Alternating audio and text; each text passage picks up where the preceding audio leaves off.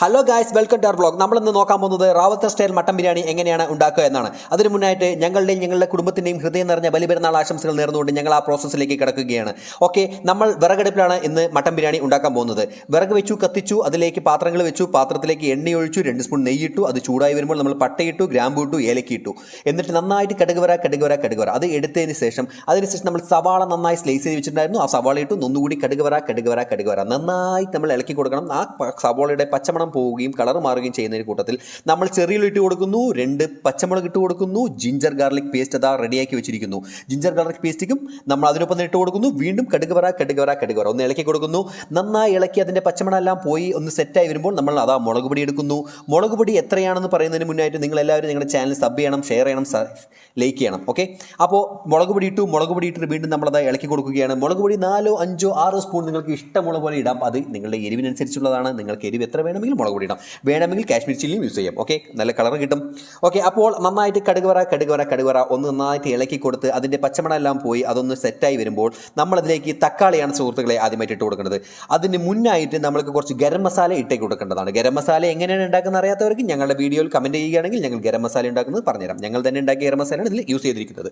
Okay, അപ്പോൾ നമ്മളത് ആ തക്കാളി ഇട്ട് കൊടുത്തിരിക്കുകയാണ്. അത് നന്നായിട്ട് കടുക് വറ അതിന് പുറമേ നമ്മളതാ കുറച്ച് മല്ലിയില, പുതിന ഇട്ടിട്ട് വീണ്ടും ഇളക്കി കൊടുത്തിരിക്കുകയാണ്. നന്നായി ഇളക്കി സെറ്റായി വെച്ചതിന് ശേഷം ഞങ്ങൾ നേരത്തെ തയ്യാറാക്കി വെച്ച മട്ടൻ എടുത്ത് അതിലിട്ടിരിക്കുകയാണ്. മട്ടൻ്റെ സ്റ്റോക്ക് ഇടാൻ ആരും മറക്കരുത്. മട്ടൻ്റെ സ്റ്റോക്കാണ് ഇതിലെ ഹൈലൈറ്റ്. ഓക്കെ, മട്ടൻ്റെ സ്റ്റോക്ക് എടുത്ത് അതിലേക്ക് ഒഴിച്ചു കൊടുക്കണം. അതാ മട്ടൻ്റെ സ്റ്റോക്ക് കൂടെ ഒഴിച്ചു കൊടുത്തിരിക്കുന്നു. നമ്മളതാ വീണ്ടും നന്നായിട്ട് ഇളക്കി കൊടുക്കുന്നു. മട്ടൻ ഒന്ന് വെന്ത് വരാനായിട്ട് നേരത്തെ വേവിച്ചതാണെങ്കിലും ഒന്നുകൂടി മസാല പിടിച്ചൊന്ന് സെറ്റാകാനായിട്ട് നമ്മളത് അടച്ച് വെച്ച് വേവിക്കുന്നു. ഓക്കെ, അടച്ച് വെച്ച് വേവിച്ചതിന് ശേഷം അത് തുറക്കുന്നു. നമ്മൾക്ക് 8 ഗ്ലാസ് അരിയാണ് നമ്മൾ ഇടാൻ പോകുന്നത്. അപ്പോൾ 16 ഗ്ലാസ് വെള്ളം ഒഴിക്കണം. ഒരു ഗ്ലാസ്സിന് 2 ഗ്ലാസ് അരിയാണ്, അല്ല ഒരു ഗ്ലാസ് അരിക്ക് 2 ഗ്ലാസ് വെള്ളമാണ് നമ്മൾ ഒഴിച്ചു കൊടുക്കുന്നത്. സോറി സുഹൃത്തുക്കളെ.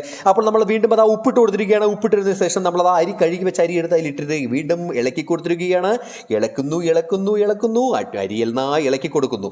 അരി നന്നായി ഇളക്കി പിടിപ്പിച്ചതിന് ശേഷം, അതായത് മസാലയെല്ലാം അരിയിൽ പിടിപ്പിച്ചതിന് ശേഷം നമ്മൾ കുറച്ചു നേരം അടച്ചു വെക്കുന്നു. എന്തിനാണെന്ന് വെച്ചിട്ടുണ്ടെങ്കിൽ അതൊന്ന് പാകം വരാനാണ് നമ്മൾ അടച്ചു വെക്കുന്നത്. അതിനുശേഷം ഇളക്കിടയ്ക്ക് എടുക്കണം, തുറക്കണം, ഇളക്കണം. എന്തിനാണ് സുഹൃത്തുക്കളെ? അത് അടിപിടിക്കാതിരിക്കാൻ വേണ്ടിയാണ് നമ്മളങ്ങനെ ചെയ്തത്. പക്ഷേ അടിപിടിച്ചാൽ പിന്നെ കന്നുകാലിക്ക് കിടക്കും, അത് കൊടുക്കാൻ പറ്റത്തില്ല. അത് കാരണം നന്നായി ഇളക്കി കൊടുക്കണം. നല്ലോണം ഇളക്കി അതിൻ്റെ വെള്ളമെല്ലാം പോയതിനു ശേഷം നമ്മളത് തീക്കനലിട്ട് ദമ്മിടുകയാണ് സുഹൃത്തുക്കളെ. ദമ്മിട്ടതിന് ശേഷം നമ്മൾ കുറച്ചു നേരം സ്വൈരമായിട്ട് വിശ്രമിക്കണം. എന്താ വെച്ചിട്ടുണ്ടെങ്കിൽ ദമ്മ് പൊട്ടിക്കുമ്പോൾ അതിൻ്റെ മണം കേട്ട് നമ്മൾക്ക് പുളകിതരാകും. നമ്മളത് ബിരിയാണി കഴിക്കാനുള്ള ആക്രാന്തത്തിലാകും സുഹൃത്തുക്കളെ. അപ്പോൾ ബിരിയാണി നമ്മൾ എങ്ങനെയാണ് കഴിക്കേണ്ടതെന്ന് നിങ്ങൾക്ക് എല്ലാവർക്കും അറിയാലോ, ഞാൻ പ്രത്യേകിച്ച് പറഞ്ഞിരുന്നല്ലോ. അപ്പോൾ ഞങ്ങളുടെ ചാനൽ ആദ്യമായിട്ട് കാണുന്നവരാണെങ്കിൽ സബ് ചെയ്യുക, ഷെയർ ചെയ്യുക, ലൈക്ക് ചെയ്യുക, കമൻറ്റ് ചെയ്യുക. ഓക്കെ.